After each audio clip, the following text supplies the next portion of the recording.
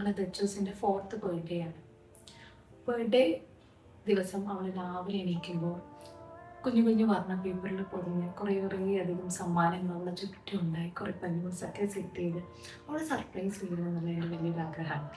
അപ്പോൾ അതിന് വേണ്ടിയിട്ട് ഞങ്ങൾ പണ്ടെപ്പോഴും ഇങ്ങനെയൊക്കെ അവൾ ചില സമയങ്ങളിൽ കുട്ടികൾ പറയില്ല അത് വേണം അച്ഛാ ഇത് വേണം, അങ്ങനെ കുറേ സാധനങ്ങൾ കുഞ്ഞു കുഞ്ഞു ടോയ്സ് ബാക്കിയുള്ള കുട്ടികളെ കണ്ടിട്ട് നോക്കുമെന്ന് പറയും. അങ്ങനെ കുറേ അധികം ടോയ്സ് എന്നോട് പറഞ്ഞതൊക്കെ ലിസ്റ്റ് ചെയ്ത് വെച്ചിട്ടുണ്ടായിരുന്നു ഈ ദിവസത്തിന് വേണ്ടിയിട്ട്, ബർത്ത്ഡേക്ക് വേണ്ടിയിട്ട്.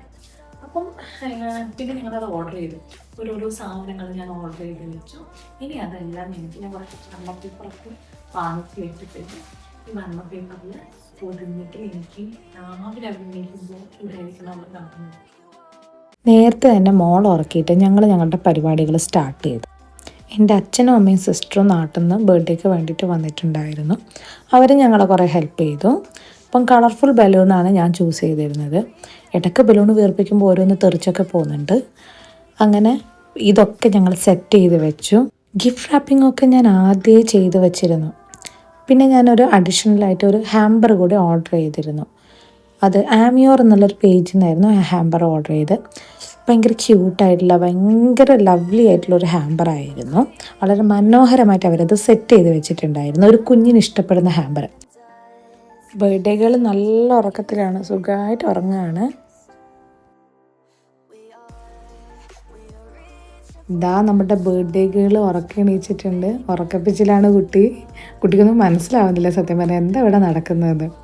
എനിക്ക് അവളെ ഈ ബർത്ത്ഡേ സർപ്രൈസ് കാണുമ്പോൾ എങ്ങനെ റിയാക്ട് ചെയ്യും, എന്താണ് അവളുടെ എക്സ്പ്രഷൻ എന്ന് അറിയണം. അതിന് വേണ്ടിയിട്ടുള്ള കട്ട വെയിറ്റിങ്ങിലാണ് ഞാൻ. എന്തൊക്കെയാണ് ഇവിടെ സ്പെഷ്യലായിട്ട് നടക്കുന്നുണ്ടെന്ന് അവൾക്ക് മനസ്സിലായിട്ടുണ്ട്. എന്താണെന്ന് വലിയ പിടി കിട്ടിയിട്ടില്ല. ഞാൻ എക്സ്പെക്റ്റ് ചെയ്ത പോലെ തന്നെ അവളുടെ ശ്രദ്ധ ആദ്യം പോയത് ആ ഹാമ്പറിലേക്കായിരുന്നു. ആ ഹാമ്പറിൻ്റെ ആ ക്യൂട്ട് കവറിങ്ങും ആ ചോക്ലേറ്റ് റാപ്പിങ്ങും ഒക്കെ അവൾക്ക് ഭയങ്കരമായിട്ട് ഇഷ്ടമായി.